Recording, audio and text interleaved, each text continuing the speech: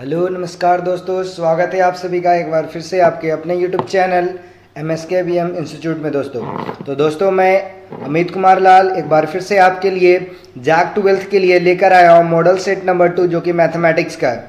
ये जो model number set 2 जो मैथमेटिक्स का है उसमें आज मैं आप लोगों को सॉल्व करवाऊंगा MCQ क्वेश्चन जो कि 1 मार्क्स के बेसिकली 30 क्वेश्चन है। तो उस 30 क्वेश्चन को कैसे इजीली और एक आसान माध्यम से हम लोग सॉल्व कैसे कर सकते हैं उसके बारे में आज मैं बताऊंगा। और ये 30 के 30 क्वेश्चन आपके ये बहुत इंपॉर्टेंट साबित होने वाले आने वाले अपकमिंग बोर्ड एग्जाम में। तो आप इस वीडियो को अंत तक बने रहिएगा और ध्यान से देखिएगा कि कैसे इस 30 क्वेश्चन को एक आसान तरीके से कर सकते हैं। अगर आप ये मॉडल सेट 1 और मॉडल सेट 2 को आप अच्छे से सॉल्व करके जाते हो तो मैं ये गारंटी के तौर पे कर सकता हूं कि आप अपने मैथ वाले एग्जाम में बहुत अच्छा करोगे, क्योंकि ये आपके एक्सपेक्टेड क्वेश्चन भी हो सकते हैं, मोस्ट प्रोबेबल क्वेश्चन आपके ये हो सकते हैं। तो आप इन्हें अवश्य ही सॉल्व करके जाइएगा।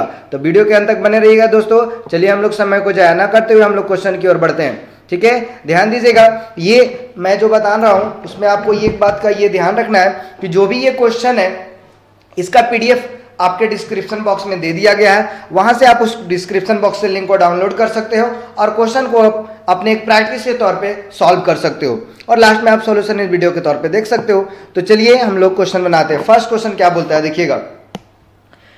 fx = 3 is a function. तो ये कैसा फंक्शन है?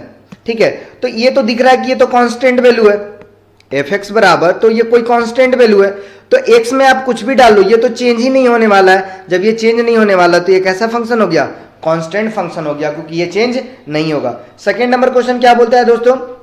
fx ये दे रखा है, fx के बारे में दे रखा है। आपसे बोला है कि x के जगह पे मैं अगर 0 पुट करता हूं, इसमें fx के जगह पे क्या पुट किया? f(0), मतलब x के जगह पे 0 पुट कर रहा है। तो अगर मैं इस फंक्शन में x के जगह पे 0 पुट करता हूं तो सिर्फ और सिर्फ क्या आने वाला है? 7 आने वाला है। ठीक है, नेक्स्ट क्वेश्चन की ओर चलते हैं हम लोग। Principal value of sine inverse 1/√2। तो साइन इनवर्स 1/√2 क्या होता है? π/4, क्योंकि साइन π/4 बराबर ही 1/√2 होता है। तो दैट्स योर ए आंसर।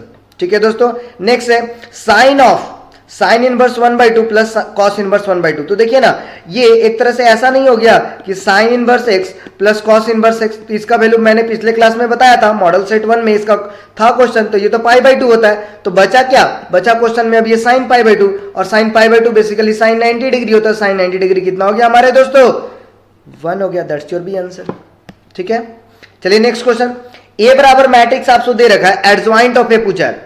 तो यहां तो हम लोग अपने मेथड से भी सॉल्व करते हैं, लेकिन ध्यान दीजिएगा ये जो मैट्रिक्स दे रखा है ये कितने मैट्रिक्स का है? ये ऑर्डर क्या है मैट्रिक्स का? 2x2, ऑर्डर 2 है। 2 रो और 2 कॉलम, 2 रो और 2 कॉलम। तो जब कभी भी आपको एडजॉइंट ऑफ 2x2 मैट्रिक्स की बात करें तो ये ट्रिक को याद रखिएगा। क्या करने वाला हूं मैं, देखिएगा। अगर ये इस तरह से आपका दे रखा है, ठीक है, इस तरह से आपका ये दे रखा है A11, A12, A21, A22, मतलब ये बेसिकली आपका ये एलिमेंट है। फर्स्ट रो फर्स्ट कॉलम का, फर्स्ट रो सेकंड कॉलम का, फर्स्ट मतलब second row first column, second row second column, यहाँ पे 2 आएगा। तो करना क्या है, इसको हम लोग ना ध्यान दीजिएगा, इसको हम लोग मेन डायगोनल बोलते हैं। ये वाला जो है ना, इसको मेन डायगोनल बोलते हैं। तो मेन डायगोनल के एलिमेंट को इंटरचेंज करना है, मतलब बेसिकली यहाँ पे एडजॉइंट निकालने के लिए 2x2 में क्या करना है? मेन डायगोनल को इंटरचेंज कर रहा हूं। तो यहाँ पे बेसिकली आप A22 रख दीजिएगा और यहाँ पे आपका A11 आ जाएगा। और बाकी क्या करना है? रेस्ट को वैसे का वैसे ही रखना है। अब ध्यान ये दीजिएगा, ये मैंने मेन डायगोनल को इंटरचेंज कर दिया, क्योंकि A11 A22 का प्लेस ले लिया और A22 A11 का प्लेस ले लिया, और यहाँ पे एक माइनस साइन पुट कर दीजिएगा। अब बोलेंगे माइनस क्यों? माइनस इसलिए मैं पुट कर रहा हूं कि 2 और 1 ऑड है, 2 और 1 ऑड है। तो जब आप इसका कोफैक्टर निकालोगे तो निगेटिव आने वाला है। तो दैट्स योर आंसर। अब बताइए इसके आधार पे क्या आंसर होने वाला। तो अगर मैं यहाँ पे मेन डायगोनल के एलिमेंट को इंटरचेंज करता हूं तो 3 यहाँ पे जाने वाला है और 2 यहाँ पे रहने वाला है, और बेसिकली -1 है, -5 हो जाएगा, क्योंकि इधर तो हम कोई छेड़छाड़ नहीं करने वाले हैं। तो कौन सा आंसर हो गया प्यारे दोस्तों? बता दीजिए, बता दीजिए। That's your C answer. That's your C answer, क्योंकि 3, 2 तो इंटरचेंज कर दिया मेन डायगोनल को, और -1 और -5 कर दिया, -1 और -5 कर दिया। ठीक है, चलिए, तो इस तरह से आपका ये आंसर हो गया। और अगर आप चाहो तो इसको आप सॉल्व भी कर सकते हो। कि देखियो मैं कैसे निकालता हूं, देखिए ध्यान दीजिएगा कैसे मैं निकालता हूं। बेसिकली एडजॉइंट के बारे में थोड़ा सा आपको मैं शॉर्ट्स बता दे रहा हूं कि adjoint is nothing but transpose of cofactor matrix, transpose of cofactor, transpose of cofactor matrix. तो कोफैक्टर कैसे निकलता है? तो कोफैक्टर निकालने के लिए कुछ नहीं करना आपको जनरली। देखिए कोफैक्टर क्या होता है, A11 है ना, तो A11 क्या करने वाला हूँ, फर्स्ट रो और फर्स्ट कॉलम को माइनस कर दो, फर्स्ट रो और फर्स्ट कॉलम को, इसको और इसको माइनस कर दो, तो क्या बचेगा 3। फर्स्ट रो और सेकंड कॉलम, फर्स्ट रो और सेकंड कॉलम, तो क्या बचेगा 1। Second row first column, second row first column, second row first column, तो बचेगा क्या 5। और एक आ गया second row second column, second row second column, तो बचेगा क्या 2।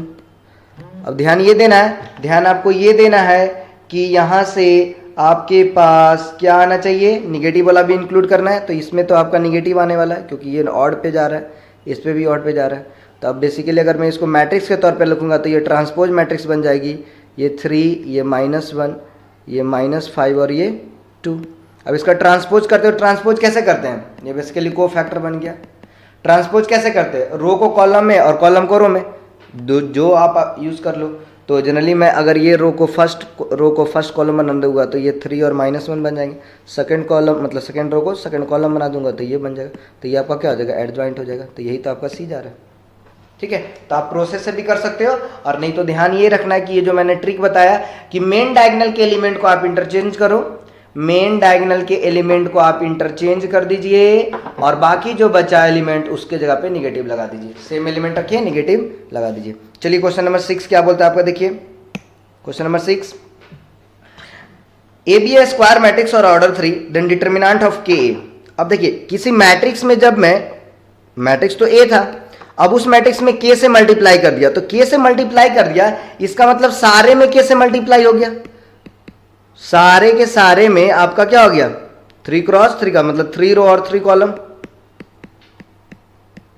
3 क्रॉस 3 करने का मतलब क्या, 3 रो और 3 कॉलम, तो सारे में कैसे मल्टीप्लाई हो जाएगा, जो भी है सपोज करिए सारे में मल्टीप्लाई होगा, यहां पे कुछ और एलिमेंट का वैल्यू होगा कुछ ना कुछ, तो ये सारे के सारे में मल्टीप्लाई हो गए। अब जब मैं डिटर्मिनेंट इसका लूंगा तो डिटर्मिनेंट में क्या होता है, किसी एक रो से कॉलम निकाला जाता है या किसी एक ही रो से निकालोगे ना, तो यहां तो तीनों रो में से निकाला जा सकता है के कॉमन, तो के कितनी बार निकलेगा 3 बार, तो के इंटू के 3 बार निकलेगा और बचेगा क्या आपका सिर्फ मैट्रिक्स ए, तो डिटर्मिनेंट ऑफ मैट्रिक्स ए।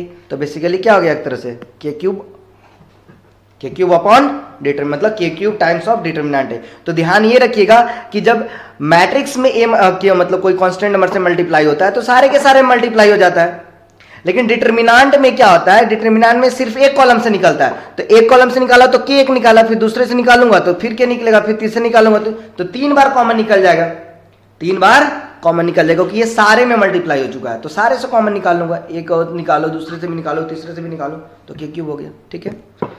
चलिए next question, √x plus √y बराबर रूट ए दे रखा है तो dy बाई dx, तो क्या करना है, दोनों साइड डिफरेंशिएट कर दें, किसके रिस्पेक्ट में, विथ रिस्पेक्ट टू x हम लोग डिफरेंशिएट करेंगे, ठीक है।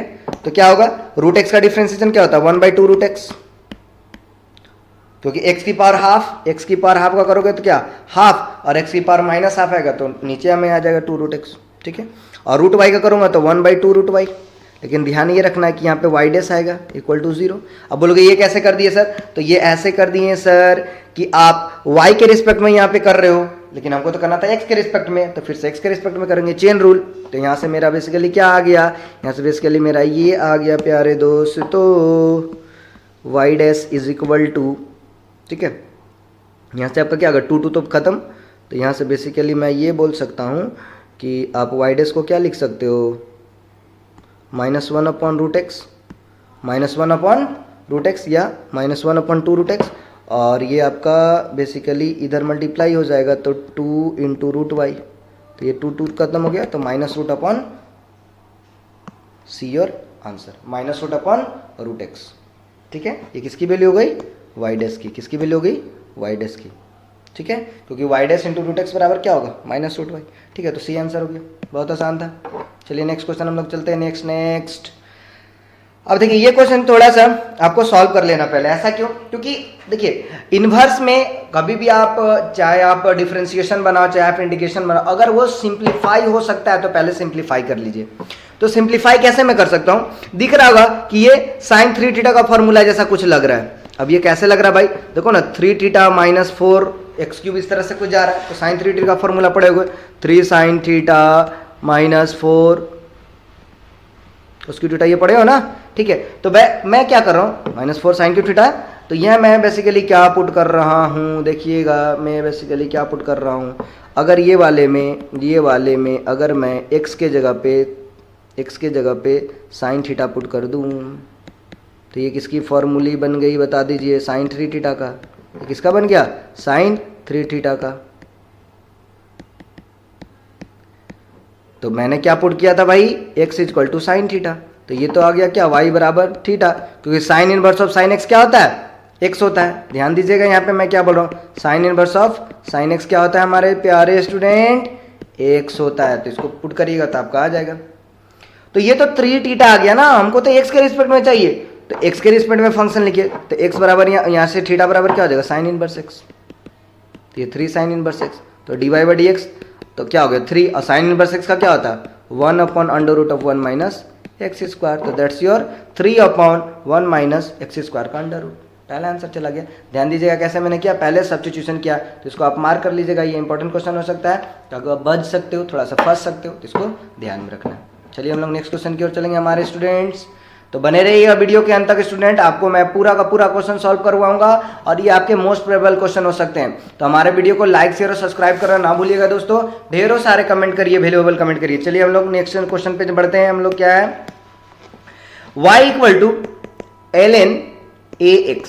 बेसिकली मैं ये जनरल वैल्यू ले रहा हूं, एक जगह पे क्या 10 है। तो जब कभी इसका डिफरेंशिएशन है तो आप ध्यान रखिएगा 1/x इंटू ln a होता है। ये आपका जनरल log x का डिफरेंशिएशन है। अगर a के जगह पे e रहता तो 1/x हो जाता, क्योंकि ये e बेस और e बेस होता तो 1 आ जाता। ठीक है, तो इस चीज का ध्यान रखना है। ठीक है, तो मैं यहाँ पे देखिए क्या हो रहा है, a की जगह पे क्या 10 है तो 1/x log 10 हो गया। ठीक है, समझ में आया? अरे हाँ या ना बताइए दोस्तों, ऐसा होगा कि नहीं? बिल्कुल होगा सर, बिल्कुल हो जाएगा, क्योंकि ये डिफरेंशिएशन पूछ रहा है। ठीक है, तो 1/x ln a। अगर आप इसको प्रूफ करना चाहते हो तो देखो कैसे प्रूफ कर सकता हूँ। ठीक है, देखिए मैं कैसे बता रहा हूँ। देखिए बेसिकली यहाँ पे अगर मैं बोलूँ, ठीक है, तो दोनों साइड अगर आप देखोगे ऐसे, तो x की जगह पे क्या होने वाला है? 10 की पावर y, 10 की पावर y। ठीक है, क्योंकि जैसे e की पावर y होता था ना, जब बेस e रहता था 10 की पावर y हो जाती थी, 10 की पावर y हो जाती थी। ठीक है, अब ये जो चीज़ है ये एक तरह से क्या हो गया, a की पावर x, a की पावर x वाला जैसा दिख रहा है। लेकिन कब? जब y के रिस्पेक्ट में करूंगा तो a की पावर x का डिफरेंशिएशन क्या होता है? a की power x into L N A, a की power x into L N A. तो मैं अगर dx बाई डी वाई करूंगा तो ये बेसिकली क्या हो जाएगा, a की power x into L N 10 into L N 10। तो मैं D Y by D X क्या बोलूँगा, ये जस्ट आपका उल्टा हो जाएगा। उल्टा हो जाएगा मतलब 1/10 की पावर y एल एन 10। और y कितना है? y is equal to log 10x, log 10x। ध्यान रखिएगा, तो मैं यहाँ पे ये बोलूँगा कि dy बाई डी एक्स जो हो गया बेसिकली वो 1/y कितना है, 10 की power ln 10x into ln 10, ln 10। तो आपका आंसर क्या आने वाला है दोस्तों? 1/x ln 10, 1/x ln 10 आ जाएगा आंसर। ठीक है, तो इस तरह से आपका ये आंसर आ जाएगा। तो ये आप चीज़ को रिमेंबर रख सकते हो। ठीक है, तो मेरे हिसाब से आपका ये आंसर गलत हो जाएगा, क्योंकि यहाँ पे मैंने प्रूफ किया। ध्यान दीजिएगा, ये थोड़ा सा मेरे से मिस्टेक हो गया प्यारे स्टूडेंट। ठीक है, मैं इसको यहाँ ध्यान नहीं दिया, तो ये आपका आंसर सी जाएगा 1/x ln 10। ठीक है, मैं बेसिकली ये बताना चाह रहा हूँ कि अगर आप यहाँ पे जो भी देखोगे तो 1/x ln a होगा, 1/x ln a हो जाएगा। D Y by D X of L N X 1/x से एल एन हो जाएगा। ध्यान रखिएगा ये इस चीज़ फॉर्मूला को। नेक्स्ट क्वेश्चन चलिए हम लोग बढ़ते हैं, ठीक है। नेक्स्ट क्वेश्चन क्या बोल रहा है, x square plus a square plus y square upon b square equal to 1, तो d Y by D x. तो ये तो बहुत आसान क्वेश्चन है, क्या करना है, मैं यहाँ पे सॉल्व नहीं करवा रहा हूँ, ये आप अपने घर पे भी कर सकते हो, ठीक है। कम समय में करवा रहा हूँ। देखो मैं इसका ट्रिक बता रहा हूँ, कुछ नहीं करना है, एक्स के रिस्पेक्ट में डिफरेंशिएट कर दिए, एक्स के रिस्पेक्ट में डिफरेंशिएट कर दीजिएगा। तो ये तो 2x अपॉन ए स्क्वायर होने वाला है प्लस ये 2y अपॉन बी स्क्वायर होने वाला है, और यहाँ से मैं y के रिस्पेक्ट में किया हूँ तो एक y डैश होने वाला है, इधर तो 0 हो जाएगा। आप ये y डैश का वैल्यू यहाँ से उठा दीजिएगा, आंसर आपका आ जाएगा, ठीक है। इसको रिवर्स कर दीजिएगा, तो रिवर्स जैसे ही मैं करूँगा तो बेसिकली मैं क्या लिख सकता हूँ इसको, -2x अपॉन ए स्क्वायर, ठीक है, और ये जाओगे तो क्या होगा बी स्क्वायर अपॉन 2y, ठीक है। तो आंसर आपका आता हुआ दिख रहा होगा दोस्तों कि क्या आ रहा है, एक तरह से माइनस बी स्क्वायर ए स्क्वायर एक्स अपॉन वाई, इस तरह से जाएगा आंसर, आप चेक भी कर सकते हो। अब देखिए नेक्स्ट क्वेश्चन मैं देख रहा हूँ, ठीक है। नेक्स्ट क्वेश्चन देखिए, नेक्स्ट क्वेश्चन दोस्तों, y बराबर दिया हुआ है x की पावर x।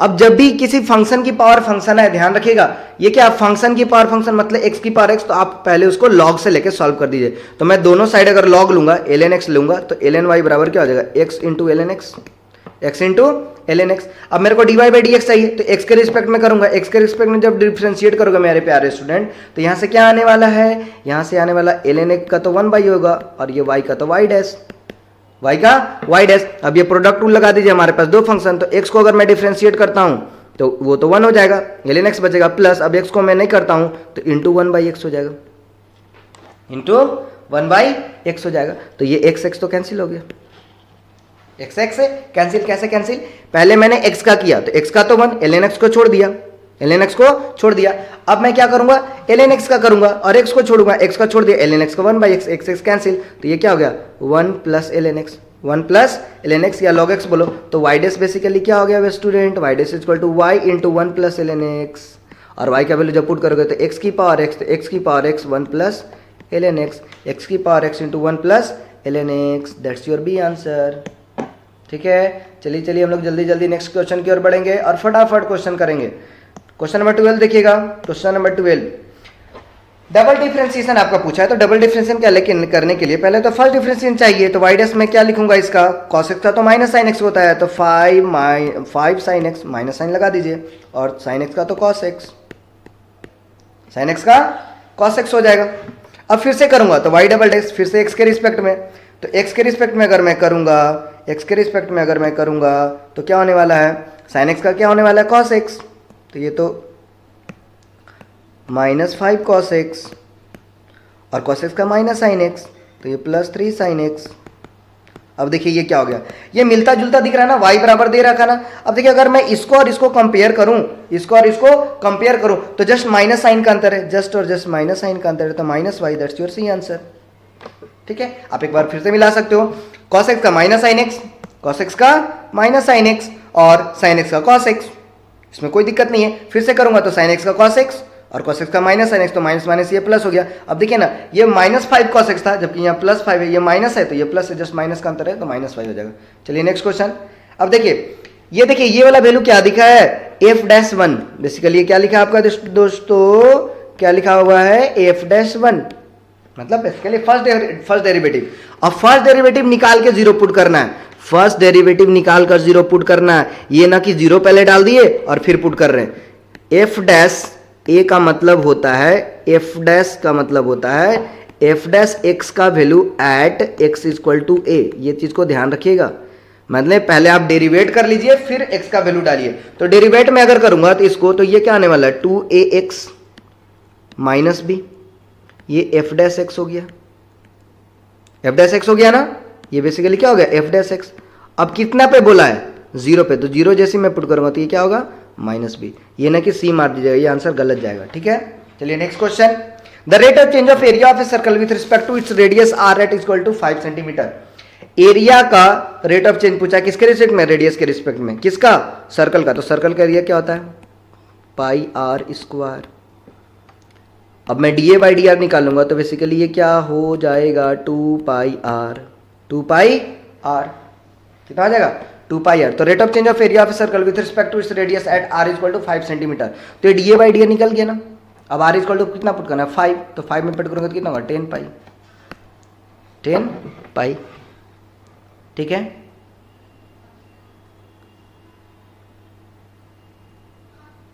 ठीक है, बेसिकली अगर मैं यहाँ से,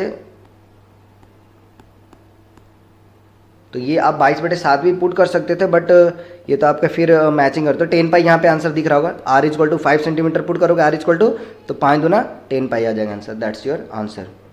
ठीक है, ये ध्यान रखना है, पाई में पुट करनी है। ठीक है,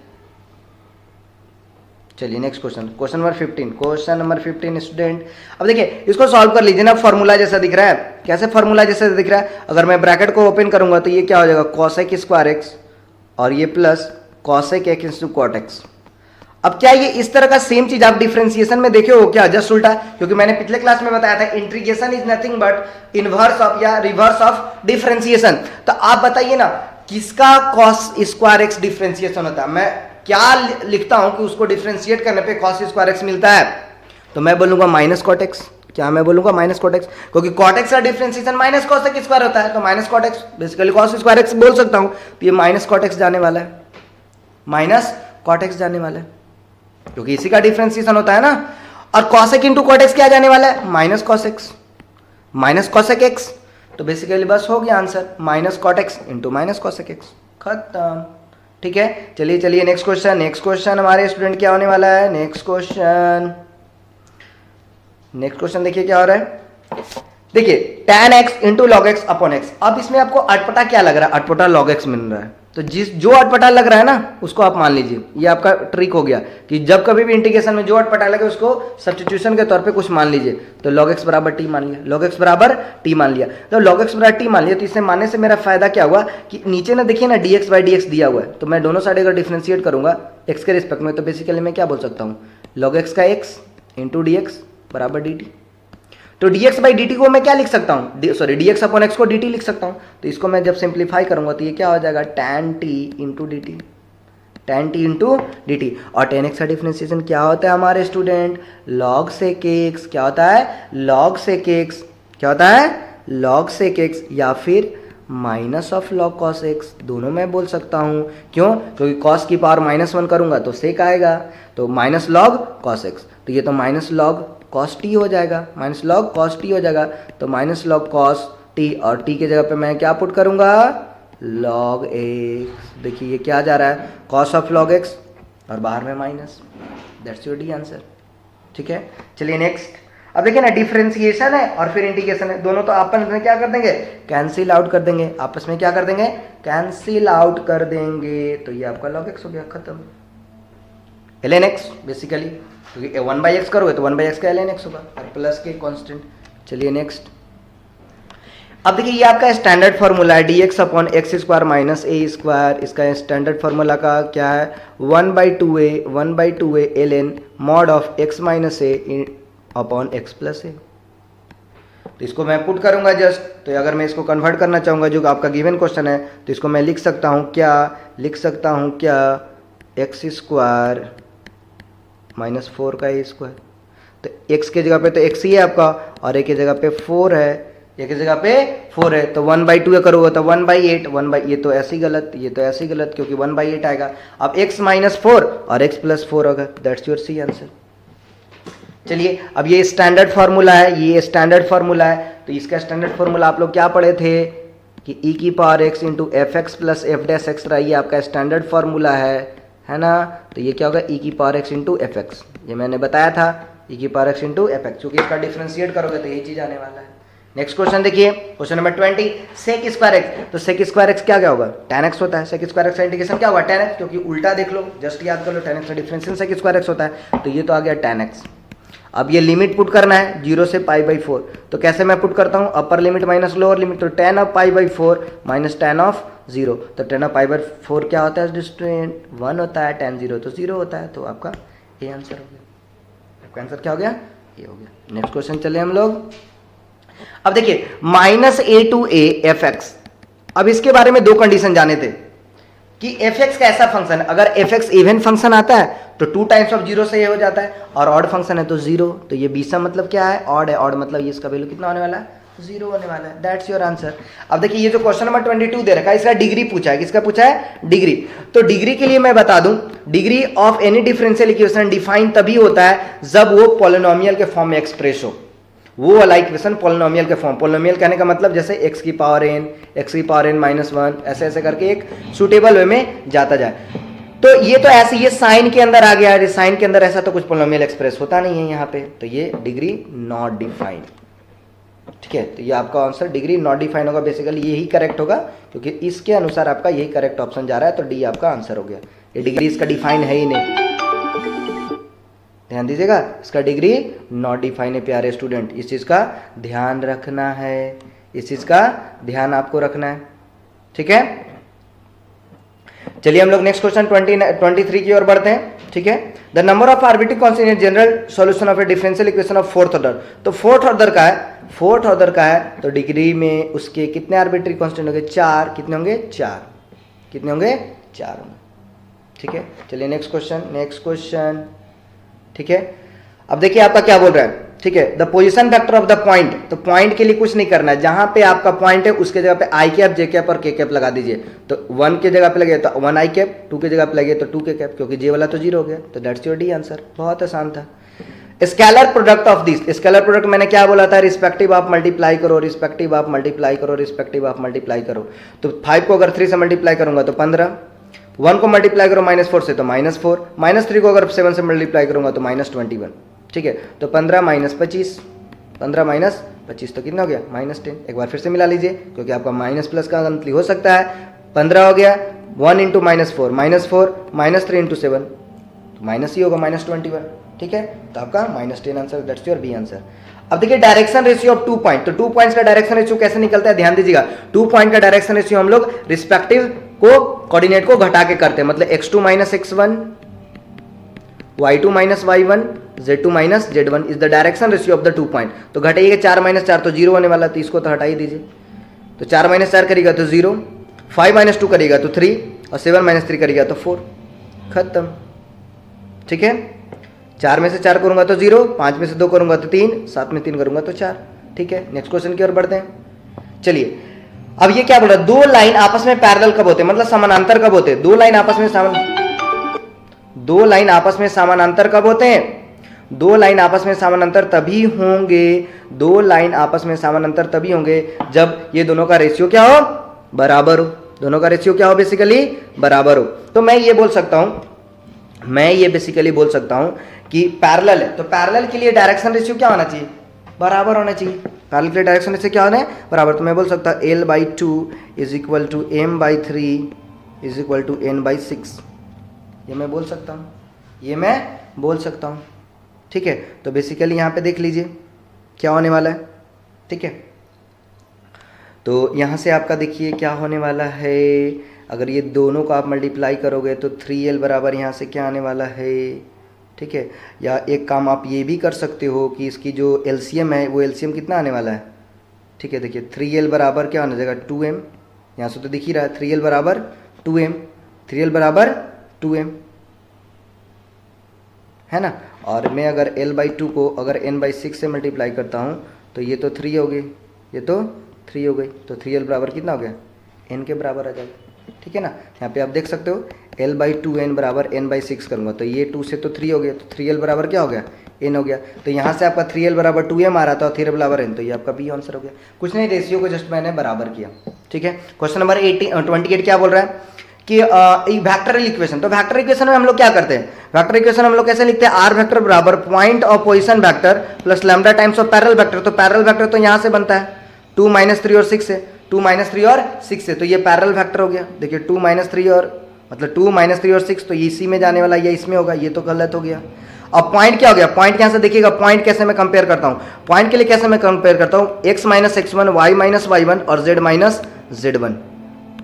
तो यहाँ तो माइनस आना चाहिए, तो यहाँ तो प्लस है, तो माइनस होने वाला ये, तो -3। ये फिर क्या होगा? -4, और ये क्या हो गया? +5। तो आंसर ए चला जाएगा, आंसर ए चला जाएगा। तो पॉइंट क्या हो जाएगा? यहाँ से आप कंपेयर करोगे इससे, तो आपका पॉइंट आएगा -3, -4 और 5 आएगा। इससे आप कंपेयर करिएगा, ये आ जाएगा। चलिए नेक्स्ट क्वेश्चन की ओर बढ़ते हैं।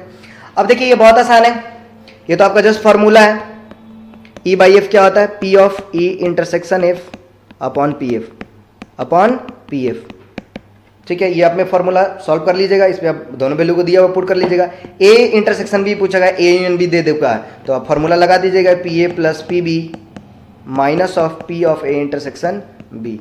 ये आपको निकालना है, इधर दे चुका है, लेफ्ट राइट कर लीजिएगा, आंसर आपका आ जाएगा। तो ये दोनों क्वेश्चन आपके एक तरह से मान के चलिए होमवर्क हो गया हमारे प्यारे स्टूडेंट, और इसको सॉल्व करके कमेंट सेक्शन में बताइएगा कि आपका आंसर कितना आया। तो आशा करता हूं दोस्तों कि आपको भी ये वाला सेक्शन बहुत अच्छा लगा होगा। तो हमारे चैनल को लाइक शेयर और सब्सक्राइब करना ना भूलिएगा दोस्तों, और ढेरों सारे अपने वैल्यूएबल कमेंट्स अपने प्यारे यूट्यूब चैनल MSK BM पे कमेंट करते रहिए, और आशा करता हूं कि आपको आने वाला सीरीज में मैं बहुत और भी अच्छा हेल्प करूंगा। तब तक के लिए बाय बाय दोस्तों, नेक्स्ट क्लास में मिलेंगे।